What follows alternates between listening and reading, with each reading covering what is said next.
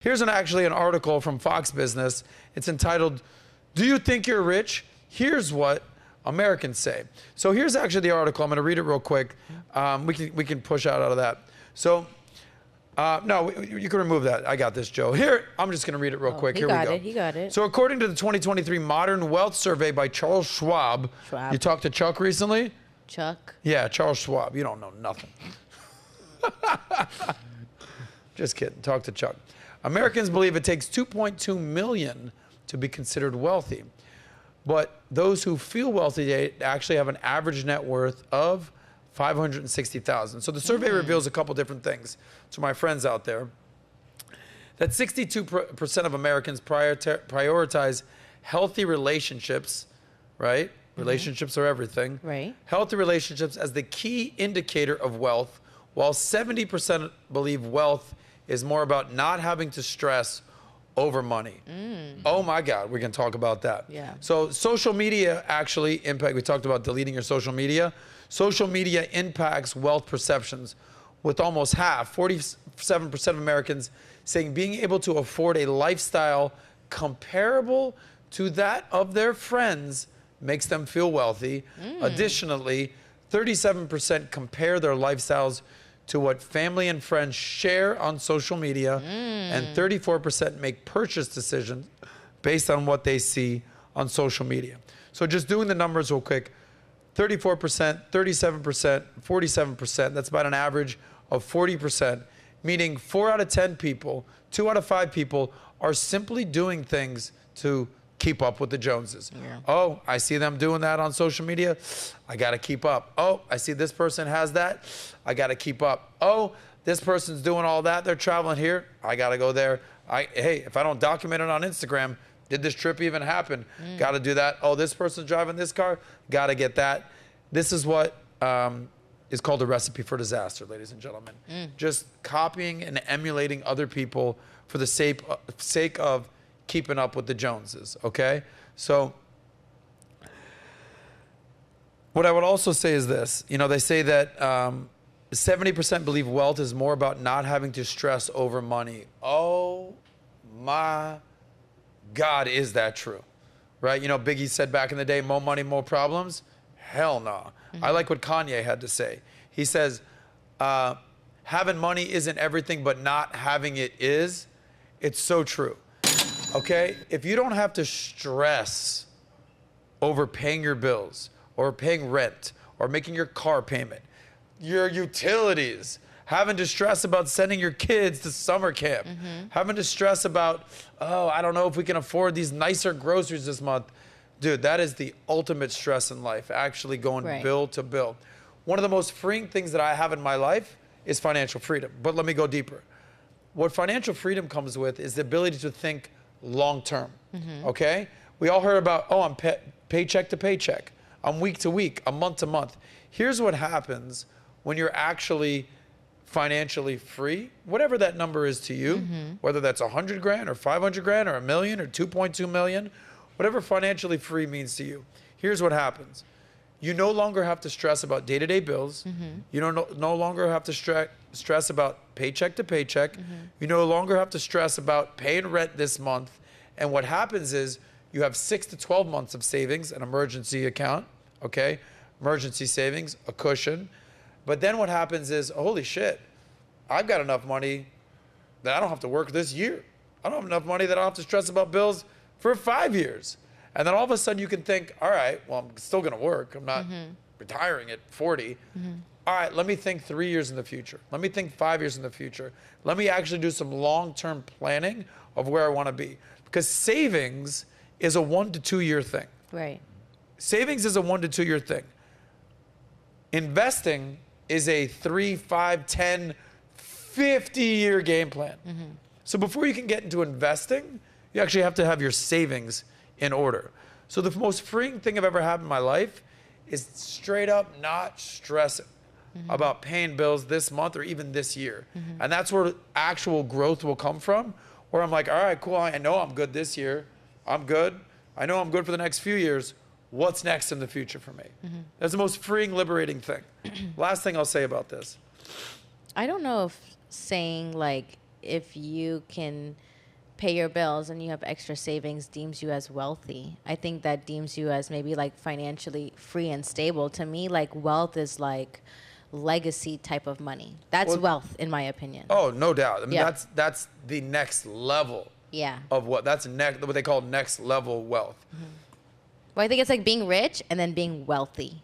No doubt, wealthy is better than rich. Yes, 1,000%. Okay, but to use these numbers, where they say that Americans believe it takes 2.2 million to be considered wealthy, but those who feel wealthy today have an average net worth of 560,000.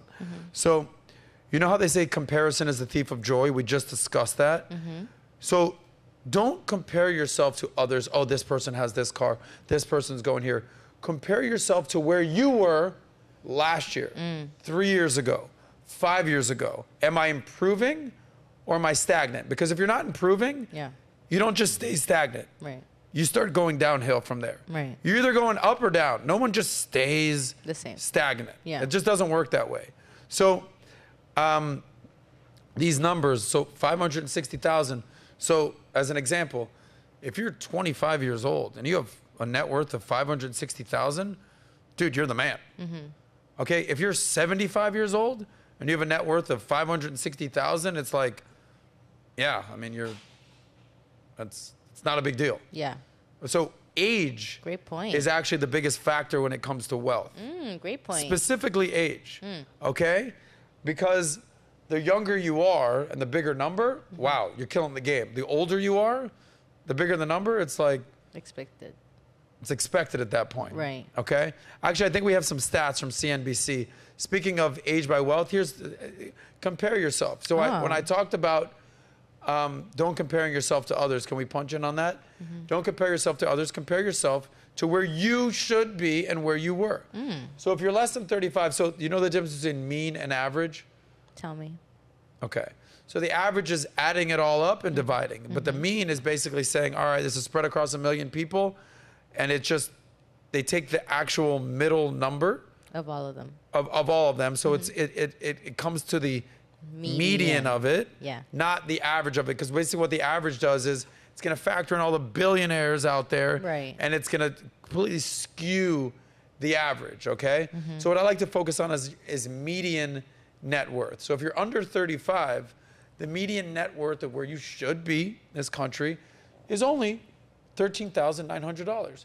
Basically, we talked about net worth as a function of your age. Not a big deal. Yeah. Okay? But your average net worth, so if you want to take the high end, should be $76,000. Okay, cool. Now you're doing something. But as your age increases, your net worth should increase. Exactly, because it's a function of age. So 35 to 44, the median net worth is $91,000, whereas the average net worth is $436,000. That's why I don't focus on the average. Because you have a 35-year-old out there like, yo, you expect me to have 450 fucking grand in the bank? Like, what are you talking about? That's not where I'm at. But I'm giving you the low end, the median, and the average. Okay. It's a little skewed. So if you're in your 40s, 168,000. Then all of a sudden, the average is 830,000. So on and so forth. I don't think we have too many people in our 50s and 60s watching this. But the point is, your net worth should be comparable by your age. So don't feel distracted that somebody out there is a millionaire or a billionaire and you're 24 years old. It's like you haven't been working for more than 3 years, 2 years. Are you above average? I'm well above average. Okay. Yes, I'm well above average. But my goal is to, But this is why, so I say this all the time. When I was 25, I was my brokest friend.